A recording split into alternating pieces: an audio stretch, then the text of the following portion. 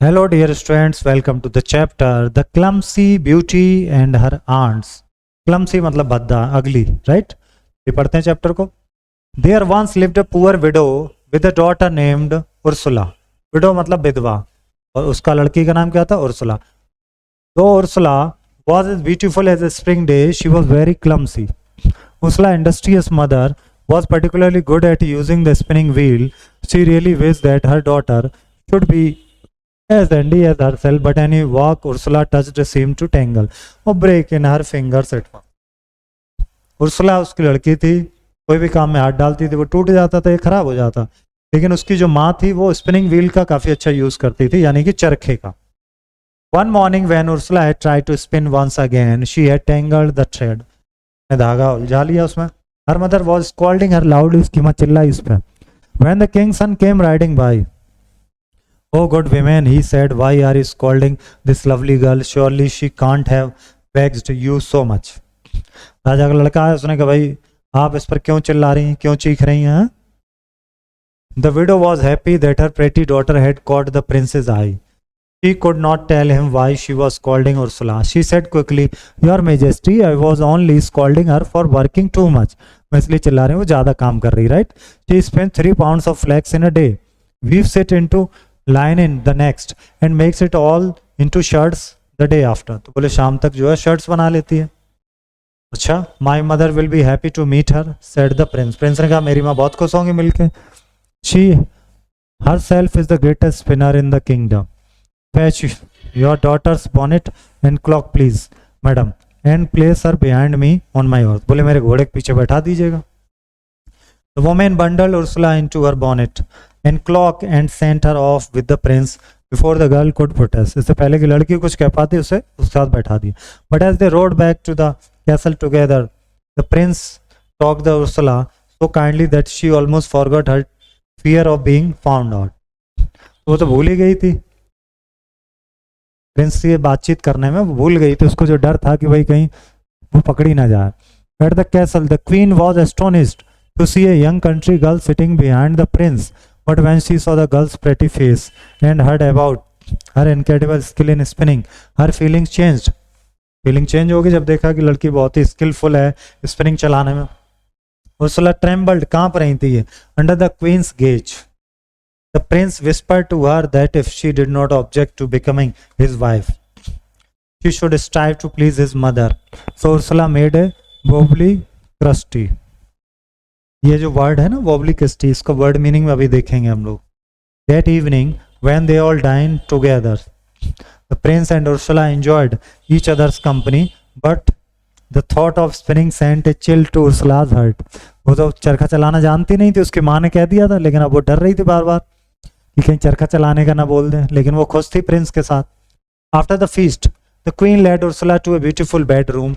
She pointed to a heap of fine flax in the corner and said, "You may begin to work tomorrow morning. I will expect to see these 3 pounds as nice thread." Morning after then she bid Ursula good night. ने good night बोल दिया, भाई ठीक है जाइए, सुबह मिलेंगे. आपको ये जो 3 पाउंड्स का जो हीप आपको दिख रहा है, इसको आपको क्या करना है, इससे थ्रेड बनाना, धागा बनाना. Poor Ursula slept little that night. बहुत कम सोई वो. Next morning she began spinning with a heavy heart, though she had a nice wheel and the finest flax. The thread broke every time. हर बार धागा टूट जाए जब वो touch करे. Finally she burst out crying. फिर वो रोने लग गई. Suddenly small old women with surprisingly big feet appeared before her from out of nowhere. एकदम से कहीं से कोई बूढ़ी महिला आ गई बड़े पैरों वाली. She asked, "What's the matter, pretty girl? क्या मामला?" "I have to spin all that flax before tomorrow morning," cried Ursula.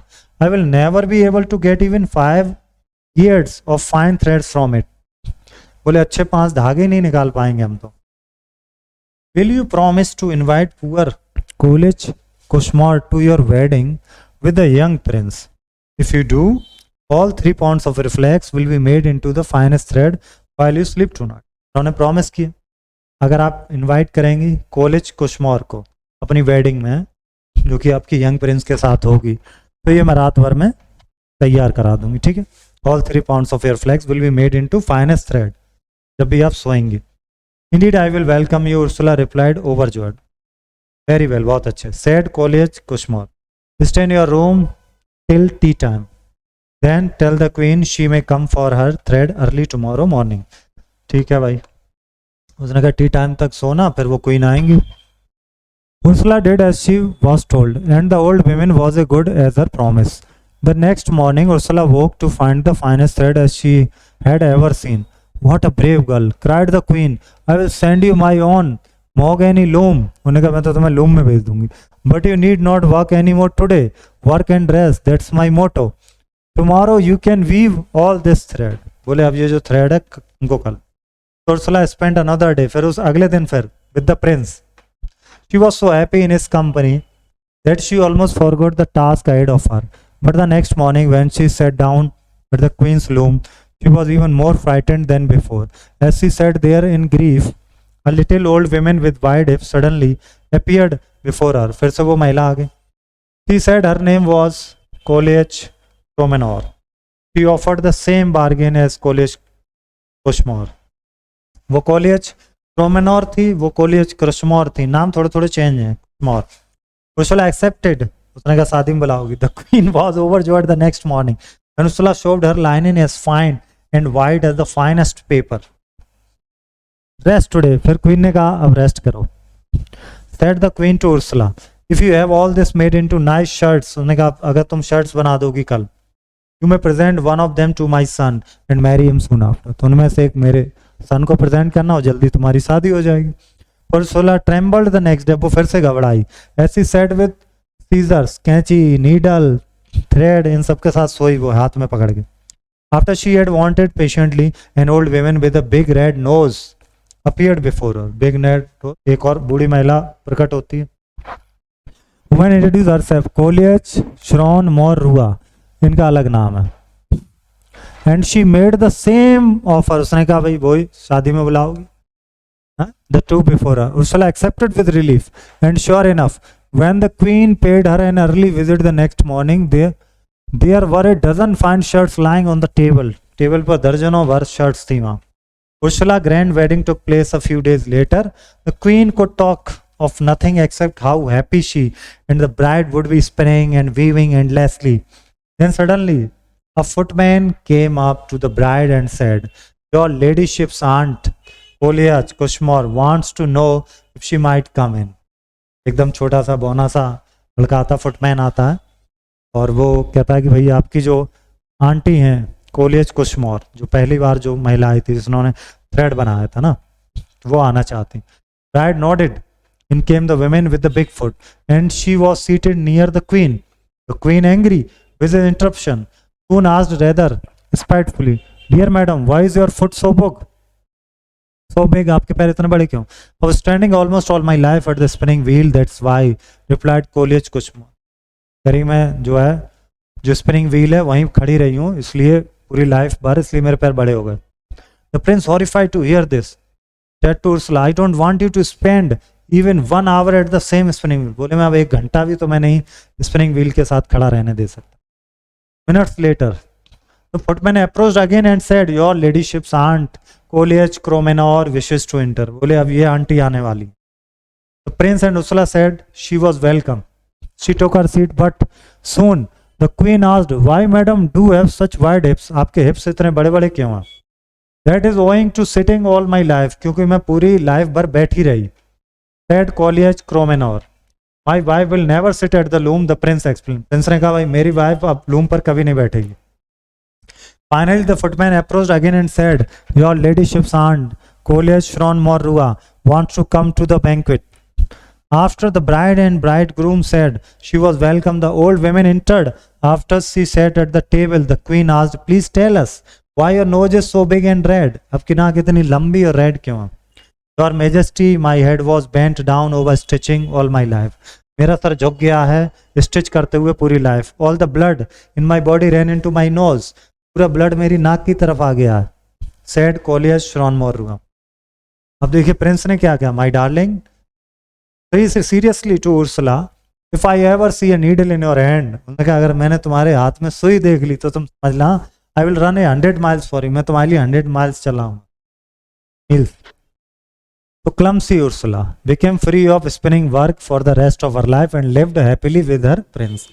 को तो कुछ भी करना नहीं आता था, है ना, लेकिन ये 3 ओल्ड विमेन ने उसकी मदद कर दी और वो पूरी लाइफ में वो हैप्पी रही क्योंकि उसको चलाना नहीं पड़ा। ओके, वो जो बर्ड जो हमने ऊपर देखा था, राइट, कौन सा बर्ड था? वॉबली मतलब होता moving unsteadily, trusty and act civility respect reverence, bonnet a women's और child's head tied under the chin, waxed यानी कि एंग्री, टैंगल यानी कि twist, flax the thread made from the stalks of the plant, जो flax plant होता है ना जिससे धागा बनता, फुटमैन सर्वेंट है ना जो ड्यूटी पे रहते हैं विजिटर्स को लाने ले जाने वाले। Okay, the queen's motto was work and rest. क्या आप समझते हैं कि ये गुड मोटो है, काम करो आराम करो, काम करो आराम करो। अब बात करेंगे यहाँ पर एडवर्ब की। तो एडवर्ब क्या है? एक वर्ड है जो मॉडिफाई करता है वर्ब को या एडजेक्टिव को या फिर किसी दूसरे एडवर्ब को। जैसे देखिए, विनोद रैन क्विकली, यहाँ वर्ब है रैन, रैन के बाद क्विकली वर्ड आ गया, ये एडवर्ब हो गया। एडवर्ब के टाइप की बात करें तो यहाँ पर adverb of manner, adverb of place, adverb of time. Manner में हाउ या इन व्हाट मैनर का क्वेश्चन करेंगे तो हमें आंसर मिल जाएगा, और प्लेस की बात करेंगे तो वेयर का क्वेश्चन करेंगे तो प्लेस मिल जाएगा। टाइम की बात करेंगे तो वैन पूछेंगे टाइम मिल जाएगा, राइट। इसी तरह frequency, how often, how frequently. अब ये एडवर्ब है, हमें नीचे यूज करना है इनका, चलिए करते हैं। He deserved the world champion title, क्या करेंगे? ही ट्रूली डिजर्व्ड, सच में वास्तव में डिजर्व करता, ट्रूली।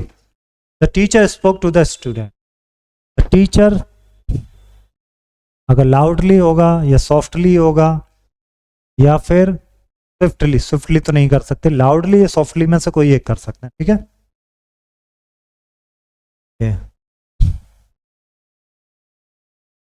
हम लोग क्या कर रहे हैं यहाँ पर? सॉफ्टली लाउडली कर रहे हैं, टीचर चिल्ला रहे हैं ना। द चीता मूव टुवर्ड्स द डियर, अब चीता कैसे? Slowly, swiftly, swiftly.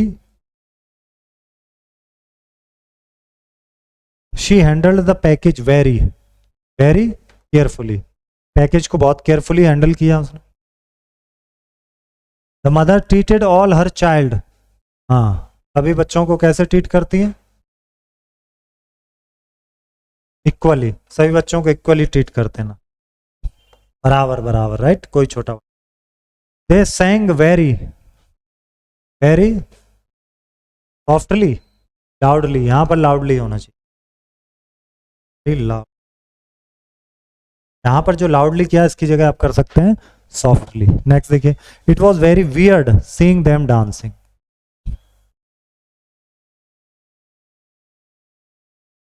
यहां पे हम लोग क्या कर सकते हैं? इवन। हाँ, Usain Bolt ran very very fast होगा, वेरी फास्टली करते हैं यहाँ। The turtle walked very, turtle कछुआ कैसे चलता है? Slowly, very slowly. The captain got nervous, nervous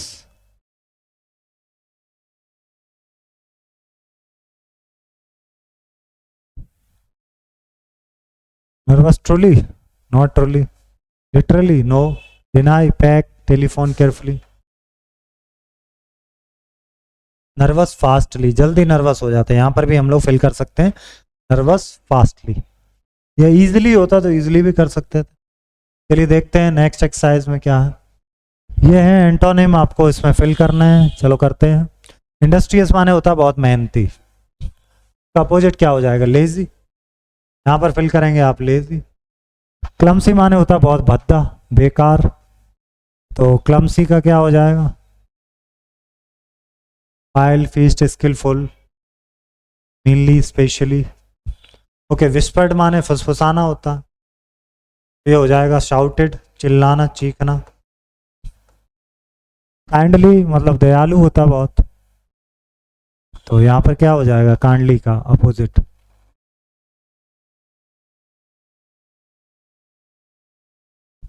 ईगरली मतलब बहुत ही जल्दबाजी है, तो यहाँ पे क्या करेंगे? रिलेक्टेंटली। कॉल्ड डांटना, तारीफ करना मतलब प्रेजिंग।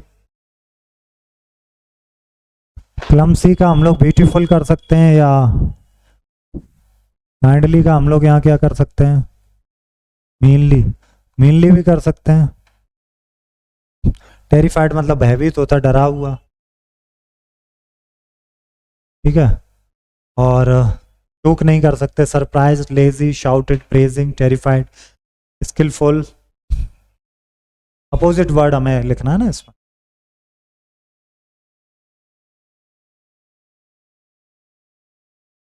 तो स्किलफुल कर सकते हैं या स्पेशली भी कर सकते हैं। नेक्स्ट देखते हैं synonyms of words with the same और सिमिलर मीनिंग। स्टोरी, ये स्टोरी पढ़ के आपको करना है। वेंक्यू मतलब राजमहल उसका, तो कैसल आप कर सकते हैं। और हीप मतलब बंडल या ढेर बोल सकते हैं यहाँ पर। एस्टोनिश्ड हो जाना, सरप्राइज्ड हो जाना। ट्रेम्बल्ड मतलब कांपना, फियर्ड। अफ्रेड भी लिख सकते हैं, अफ्रेड। हॉरिफाइड मतलब डरना, टेरिबल। पर्टिकुलरली मतलब एग्जैक्टली या पॉइंटली।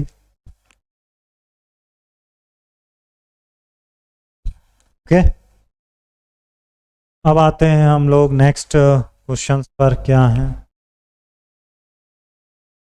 उर्सुला's मदर वॉज, कौन थी भाई उर्सुला की mother? As beautiful as spring day, no. Very handy with spring tool, yes, ये वाला टिक करेंगे, वेरी हैंडी विद स्प्रिंग। कुछ more head, big red nose, surprising big feet, big feet, पहली महिला। ब्यूटीफुल एज स्प्रिंग डे, उर्सुला's mother, not Ursula. After the bride and bridegroom said she was welcome, the old women entered, तो बूढ़ी महिला आती। Question answer notebook में करेंगे, और ये again under the queen's gaze, यहाँ क्वीन आ जाएगा, तो ये आप पढ़ेंगे फिर से लिखें। ये कन्वर्सेशन है दो लोगों में, रूबी और मोहन के बीच में, तो आपको डिस्कस करना है ये अपनी क्लास में, ठीक है। मिलेंगे नेक्स्ट चैप्टर में, थैंक यू।